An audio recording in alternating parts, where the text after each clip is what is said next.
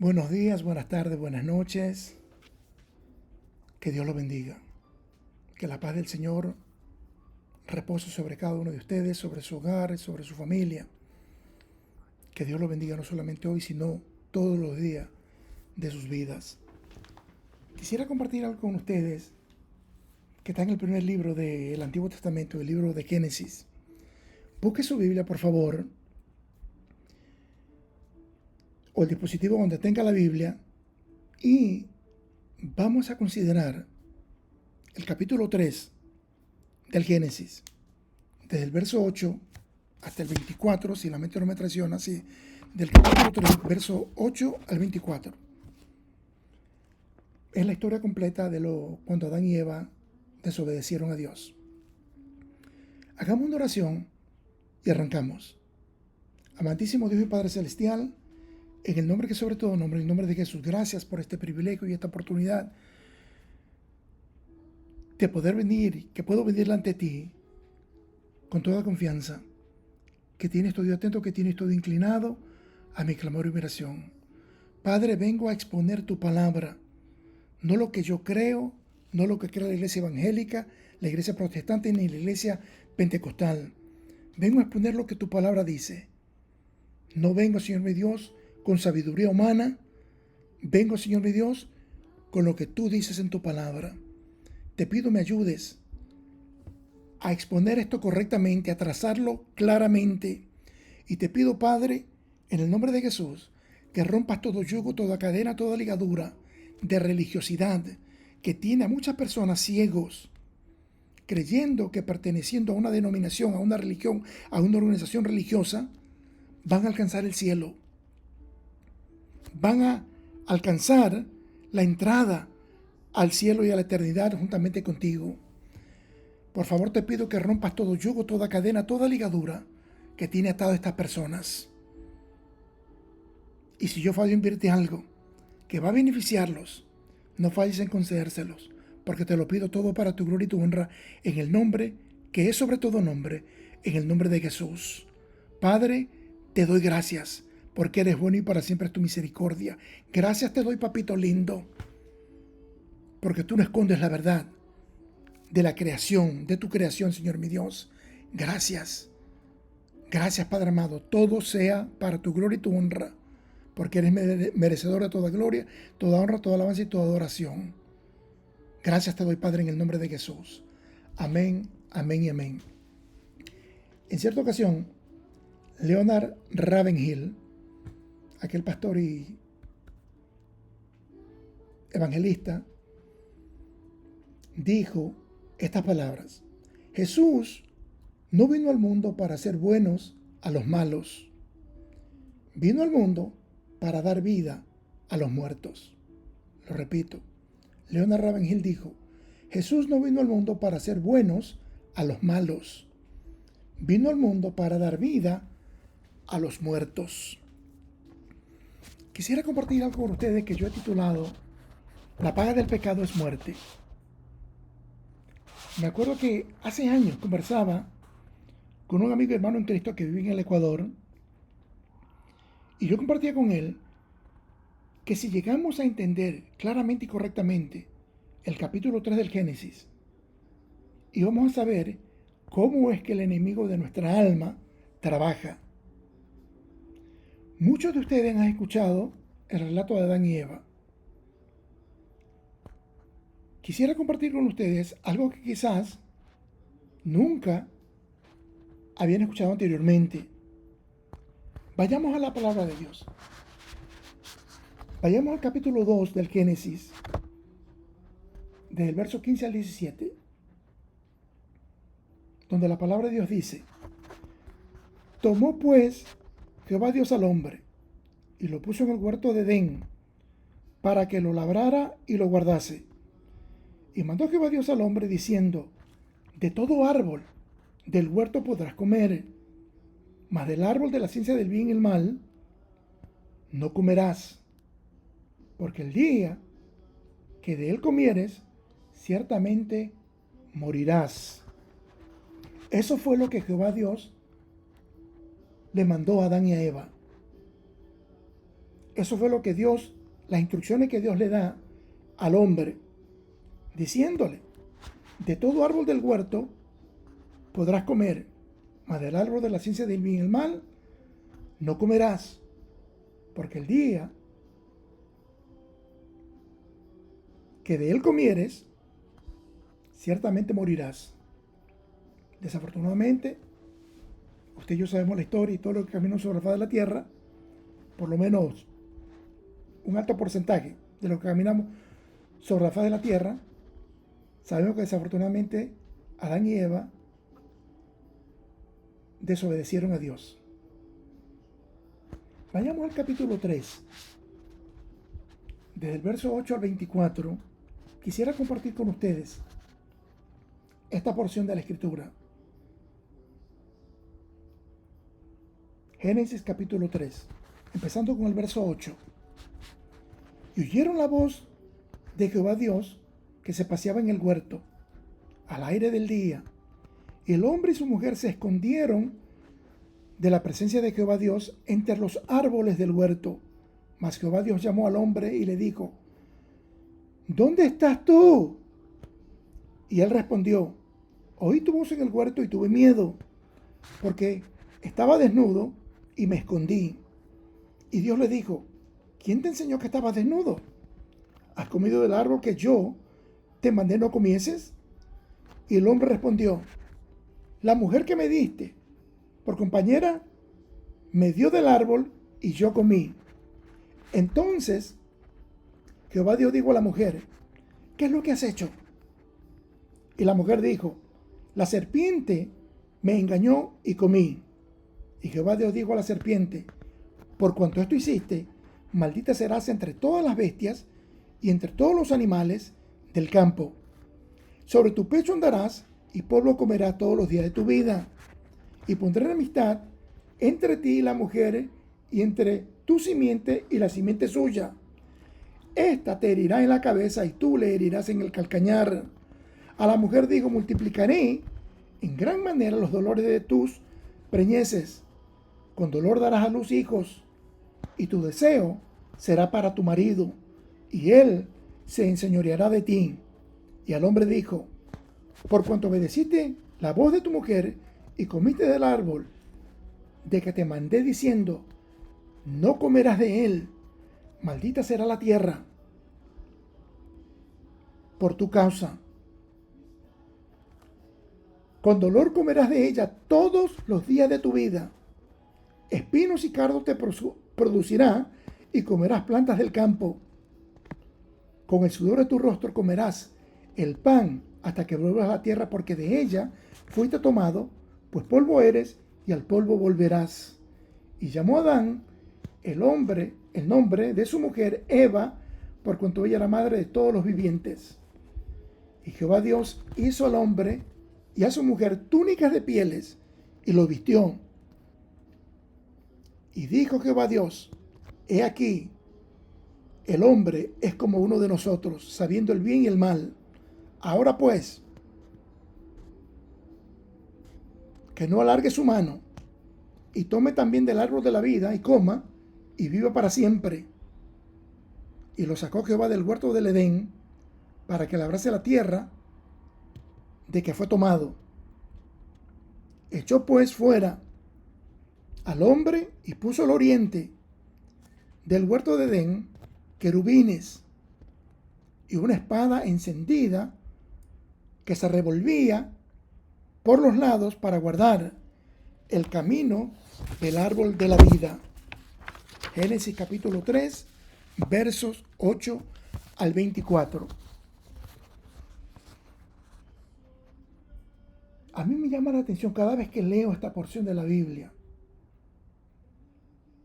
Y esta última vez que la estaba leyendo, la estaba examinando nuevamente, y me llamó la atención unas cuantas cosas que yo no había visto anteriormente. Y eso es lo que quiero compartir con ustedes.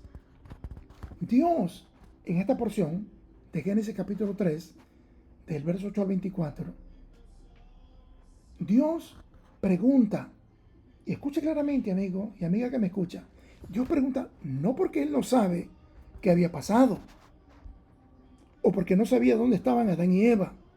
No, esa no es la razón, porque Él es un Dios omnisciente, Él todo lo sabe. Él ya sabía que Adán y Eva iban a desobedecer, iban a caer, iban a ser engañados por la serpiente, que iban a comer de aquel árbol, de la ciencia del bien y el mal. Dios no le pregunta yo porque Él no sabe lo que había sucedido, ni cosas por el estilo. Él quería que Adán y Eva entendieran dónde estaban verdaderamente y lo que ellos habían hecho. Por eso es que le pregunta, y usted va a entender esto mientras yo voy desarrollándolo, para que usted vea lo tremendo que es esta porción del Génesis, el capítulo 13, el verso 8 al 24.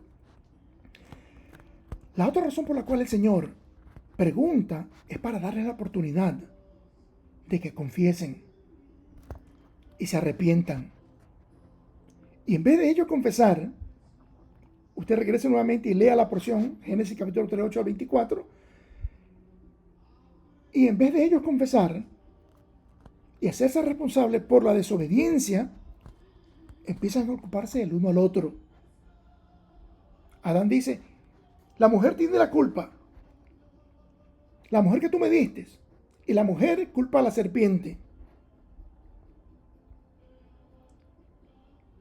Les da la oportunidad a Adán y Eva para que confiesen, por eso es que le pregunta el Señor, que se habían comido el árbol, que si ellos sabían verdaderamente dónde estaban y lo que habían hecho. Pero me llama la atención muchísimo que a la serpiente Jehová Dios no le pregunta, simplemente le dice, por cuanto esto hiciste, maldita serás entre todas las bestias y entre todos los animales del campo. Sobre tu pecho andarás y polvo comerás todos los días de tu vida. Aquí vemos que no hay oportunidad para que la serpiente confiese o para que la serpiente se arrepienta. También vemos que no hay perdón para la serpiente. Simplemente juicio. Simplemente declara el Señor lo que iba a suceder con la serpiente para el resto de su vida. Pero Adán y Eva sí tienen la oportunidad de poder confesar y de poder arrepentirse. El verso 15 de esta porción que hemos considerado, Jehová Dios dice estas palabras que a mí me llaman mucho la atención. Dice, y pondré enemistad entre ti y la mujer, y entre tu simiente y la simiente suya. Este verso siempre me llamó la atención por las palabras que usa allí el Señor. La mayoría de los teólogos, diría yo, el 99.9%, dicen y están de acuerdo de que la primera promesa de que vendría un Redentor, de que vendría un Salvador, está aquí en Génesis capítulo 3, verso 15. Se los voy a repetir lo que dice ahí. Dice, Dios, en el verso 15, y pondré enemistad entre ti y la mujer, y entre tu simiente y la simiente suya. Tremenda esas palabras, amigos y hermanas que me escuchan, amigos y amigas. La simiente de la serpiente se refiere, y escuche claramente, a quienes, al igual que la serpiente, se oponen a Dios y a su voluntad. No se trata de un linaje biológico literalmente hablando, sino de un linaje espiritual de quienes siguen el ejemplo rebelde de la serpiente y rechazan la autoridad de Dios. Este concepto se interpreta a menudo como el comienzo, por decirlo así, aunque ya hubo una rebelión allá en el cielo, pero esto aquí muchas veces se interpreta, este concepto se interpreta a menudo como una batalla espiritual entre el bien y el mal, donde la serpiente, la simiente de la serpiente, representa a quienes se alinean con él, y la simiente o descendencia de la mujer representa, a quienes siguen, quieren agradar y quieren obedecer a Dios. Pero no solamente eso, sino que también nos deja saber que el Salvador, como dije anterior, y Redentor de la humanidad, vendría por la simiente de una mujer, que no sería por voluntad de varón, ya que el Señor Jesús es el Hijo de Dios. Y entiendo que el Señor Jesús también se le atribuye el título de Hijo de Hombre, que nos deja saber que Él es 100% Dios y 100% hombre. El verso 21 de la porción que hemos considerado dice esta palabra: y Jehová Dios hizo al hombre y a su mujer túnicas de pieles y los vistió. El verso 7, si usted regresa un poquito antes del verso 8 que consideramos, el verso 7 de esta misma porción, de este mismo capítulo, capítulo 3, dice que Adán y Eva se habían hecho delantales de higueras para cubrir su desnudez cuando se les fueron abiertos los ojos después que comieron del fruto del árbol de la ciencia del bien y el mal. A mí siempre me llamó la atención esa porción también. Y les digo por qué. Ellos quisieron cubrir su desobediencia, su rebeldía y su pecado en contra de Dios a su propia manera. A coger hojas de higos, las cosieron, las tejieron, como sea que habrán hecho, para cubrirse. Porque los ojos se le abrieron y se dieron cuenta de que estaban desnudos. Y fíjese algo interesante, si usted lee en capítulo 2, Dios descendía. Cuando el sol estaba bajando, Jehová Dios descendía y tenía comunión con ellos. Y ellos estaban desnudos en la presencia del Creador de los cielos y de la tierra.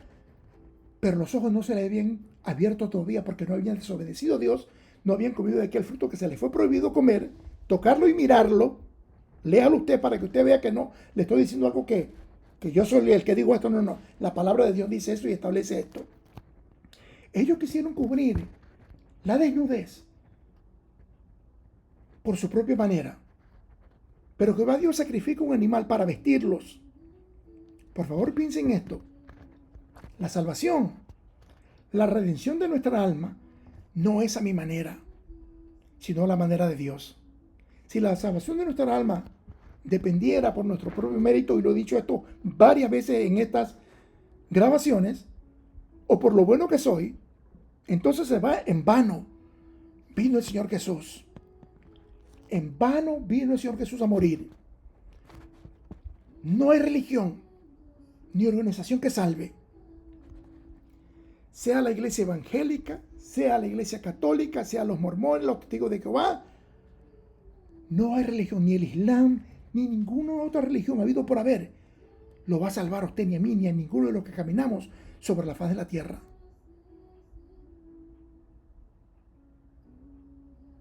Así que tenemos y debemos de entender eso.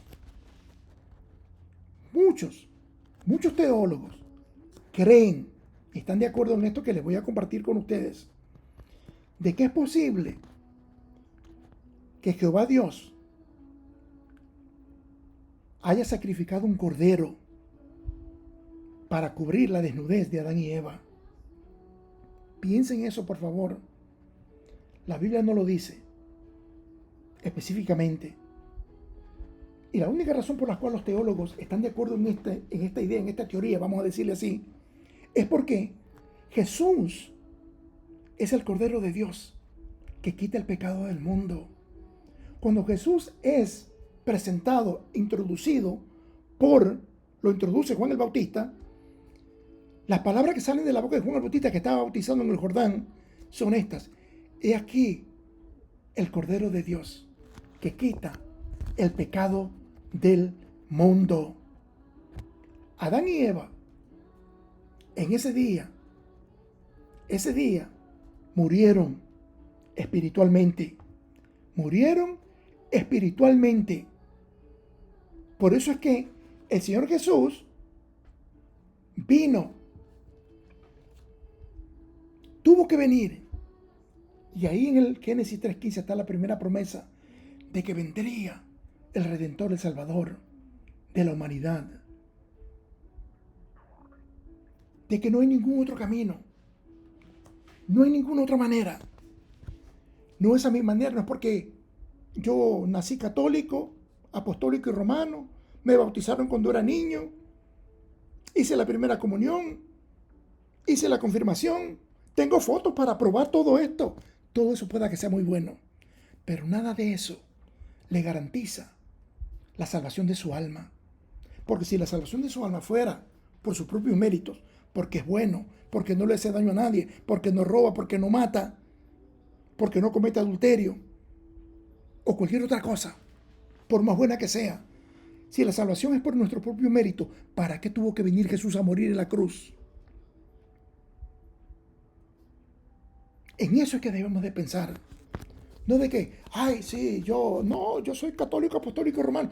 Yo conversaba con un compañero de trabajo en cierta ocasión y él me decía a mí, yo estaba tratando de presentar el plan de salvación, evangelizarlo, y él me decía, Osvaldo, yo nací católico, apostólico y romano. Le digo, no, espérate un momentico, le digo. Tú naciste humano, le digo. A ti te hicieron católico, tus padres. Y a tus padres, tus abuelos. Y a tus abuelos, tu bisabuelo, y así sucesivamente para atrás, regresivamente, bisabuelo, tatarabuelo y todo eso. Nadie nace católico, nadie nace evangélico, nadie nace protestante, nadie nace musulmán, nadie nace testigo de Jehová, nadie nace mormón. Lo hacen es una cosa. Pero vuelvo y repito, no hay ninguna religión habido por haber que nos dé la salvación. Solamente y solamente Cristo Jesús. Y nadie más que Cristo Jesús. Y nadie más que Él. Miren, Ezequiel, capítulo 3. Ya les cito algo ahorita del libro de Ezequiel. Como dije anteriormente, Adán y Eva en aquel día que desobedecieron a Dios, murieron espiritualmente hablando. Yo hice una grabación que está aquí en mi canal de YouTube, de una conversación que hay entre el Señor Jesús y un líder religioso de aquel tiempo, llamado Nicodemo, que le vino a preguntar al Señor Jesús que qué tenía que hacer para heredar el reino de Dios. Y el Señor Jesús le dice claramente que tiene que nacer de nuevo. Juan 3:3. Esas no son mis palabras, esas son las palabras del Señor Jesucristo. Adán y Eva murieron espiritualmente aquel día que desobedecieron a Dios, como decía. La muerte física los alcanzó años después. Pero escuche y entienda esto claramente. Cuando usted y yo nacemos en este mundo natural, carnal y terrenal, ya nacemos muertos espiritualmente hablando. Por eso es que Jesús tuvo que venir para reparar, si usted le quiere llamar así, aquel puente que fue quebrantado por medio de la desobediencia de Adán y Eva, nuestros padres terrenales. Él vino a reconstruir eso. Él vino a convertirse en el puente que une nuevamente a la humanidad con Dios. Y solamente ese puente llamado Jesús es el que nos puede llevar al cielo y nadie más. Como decía anteriormente, Ezequiel capítulo 18, versos 20 a 23, en el Antiguo Testamento, Ezequiel capítulo 18, versos 20 al 23 dice estas palabras: el alma que pecare, esa morirá. El Hijo no llevará el pecado del Padre, ni el Padre llevará el pecado del Hijo. La justicia del justo será sobre él, y la impiedad del impío será sobre él. Mas el impío, si se apartare de todos sus pecados que hizo, y guardare todos mis estatutos, e hiciere según el derecho y la justicia, de cierto vivirá, no morirá. Todas las transgresiones que cometió no le serán recordadas. En su justicia que hizo, vivirá. ¿Quiero yo? Pregunta Dios. ¿Quiero yo la muerte del impío? Dice Jehová el Señor. Dice Jehová. ¿Quiero yo la muerte del impío? Dice Jehová el Señor. No vivirá si se apartare de sus caminos pecaminosos. Ezequiel capítulo 18, versos 20 al 23. Y aquí viene ¿De dónde fue que yo saqué el título de esta presentación? Que está en Romanos capítulo 6, verso 23. Dice estas palabras. Romanos capítulo 6, verso 23. Porque la paga del pecado es muerte, mas la dádiva de Dios es vida eterna en Cristo Jesús. Porque la paga del pecado es muerte, mas la dádiva de Dios es vida eterna en Cristo Jesús, Señor nuestro. Y entienda claramente, todos, absolutamente todos, los que caminamos sobre la faz de la tierra, estamos destinados a partir de este mundo algún día. Algún día nuestros ojos se cerrarán aquí, en esta tierra, pero se abrirán en la eternidad, se abrirán en el mundo espiritual. Imagínese usted, amigo, amiga que me escucha, amigo y amiga que ve esta grabación. Usted va a su trabajo, usted trabaja y usted espera que a la quincena le paguen. Porque usted, mire, sudó la gota gruesa. Usted tiene también responsabilidades en su hogar, si usted está casado, con su esposa, con sus hijos y con todo el resto que hay que pagar. Imagínese que usted en su trabajo, el jefe le diga, no tengo. Desafortunadamente, el título de la presentación es que la paga del pecado es muerte. Y como dice, les acabo de citar Romanos 6:23, porque la paga del pecado es muerte, mas la dádiva de Dios es vida eterna en Cristo Jesús, Señor nuestro. Como decía, todos estamos destinados a morir a partir de este mundo. Ya eso está establecido. Nadie se escapa de aquí. Porque todos sabemos el día que nacemos, pero no sabemos el día que vamos a morir, el día que vamos a partir, el día que nuestros ojos se van a cerrar aquí en este lado de la eternidad. Para eso vino Jesús. Porque la paga del pecado es muerte, mas la dádiva de Dios es vida eterna en Cristo Jesús, Señor nuestro.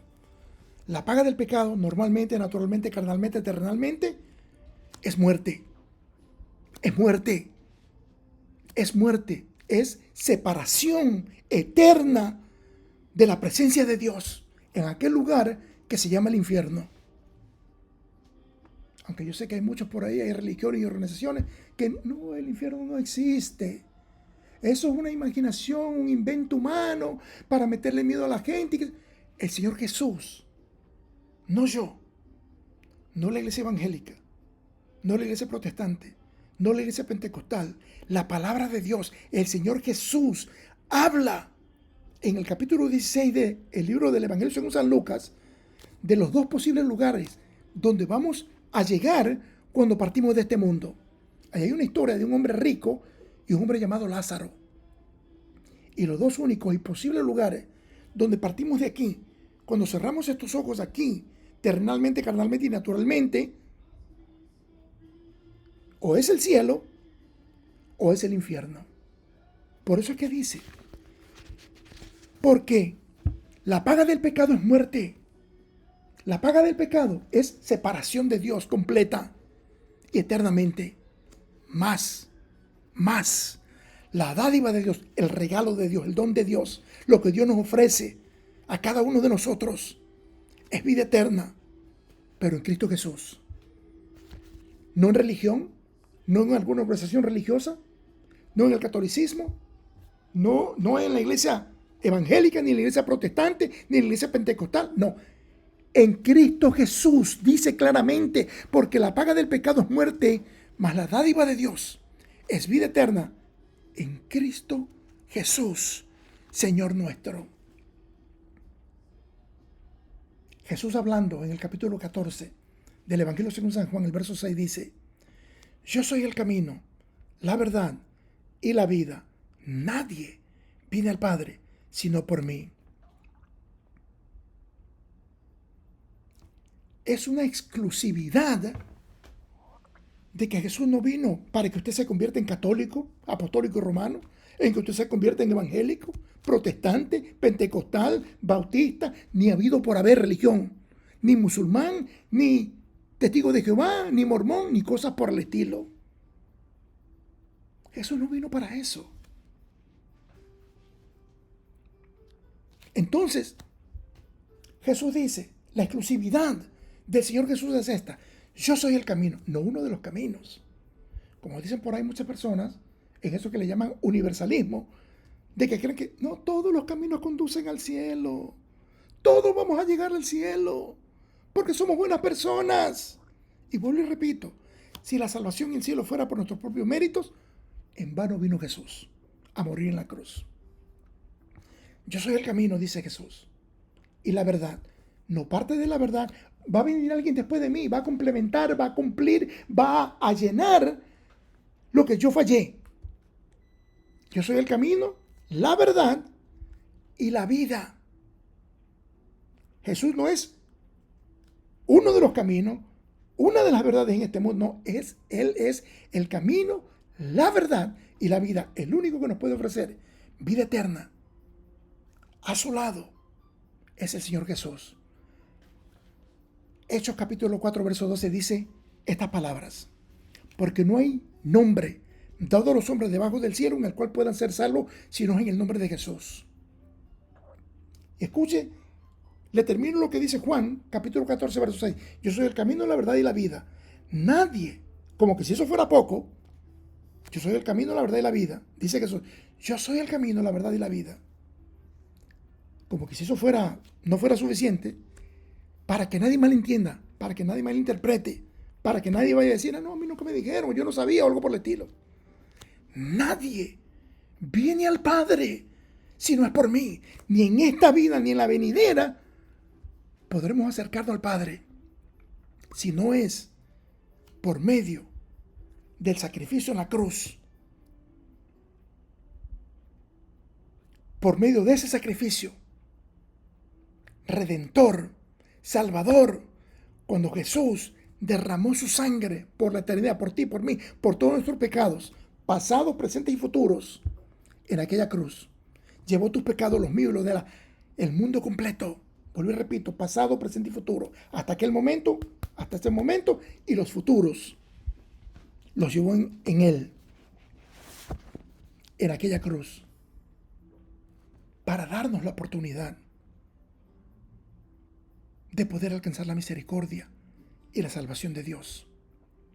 No es por mis propios méritos, porque yo sea bueno, porque yo visito los hospitales, porque yo voy a las prisiones, le doy de comer a los niños que andan pidiendo, mendigando por ahí por la calle. Todo eso es muy bueno. Pero si la salvación es porque usted va a visitar a los enfermos al hospital o a los privados de libertad en las prisiones, o porque le da de comer a un mendigo, a un niño que está por ahí pidiendo porque se está muriendo de hambre, lo que sea. Si usted cree que la salvación es por medio de esas buenas obras, entonces la obra de Jesús en la cruz de nada sirve. En vano vino Jesús. Pues le repito lo que dijo Leonard Ravenhill. Jesús no vino al mundo para hacer buenos a los malos. Vino al mundo para dar vida a los muertos. Cierra sus ojos y ore conmigo. Señor Jesús, gracias por llevar mis pecados en la cruz. Gracias por haber muerto por mí. Gracias por resucitar corporalmente el tercer día para darme la esperanza de vida eterna junto a ti. Gracias que por medio de ti, Señor, puedo tener una relación personal con el Padre Celestial. Hoy, Señor Jesús, hoy abandono la vida pecaminosa que me ha alejado de ti para nacer de nuevo. Escribe mi nombre en el libro de la vida. Gracias que Dios es mi Padre. Gracias, Señor Jesús, que tú eres mi único y exclusivo Salvador. Gracias que el Espíritu Santo es mi consolador, es mi ayudador y el que me guía a toda justicia y a toda verdad. Gracias que el cielo será mi hogar por la eternidad. En el nombre de Jesús. Si hiciste esa oración creyendo, naciste de nuevo, espiritualmente hablando. Pueda que tú te veas el mismo por fuera, pero por dentro, espiritualmente hablando, naciste de nuevo. Y hay una fiesta allá en el cielo. Y te preguntarás, ¿qué hago ahora? Busca una iglesia donde se predique el evangelio completo, donde se predica sana doctrina. Cómprate una Biblia y empieza leyendo el libro del evangelio según San Juan. Léelo 3, 4 veces, 5, 6 veces. Y después que termines de leer ese libro, que es uno de los más fáciles de leer, el evangelio según San Juan, después lee el Nuevo Testamento, desde Mateo hasta el Apocalipsis. Así mismo, 3 o 4 veces. Llénate de la palabra de Dios y habla con tu Padre Celestial. Ora. Orar es hablar con Dios, así como estábamos haciendo en este momento. Y si nunca nos llegamos a conocer aquí, no importa. No importa. Nos veremos allá arriba en el cielo. Que Dios te bendiga, que Dios te guarde. Que la paz del Señor sea sobre ti, sobre tu hogar, sobre tu familia. Comparte este video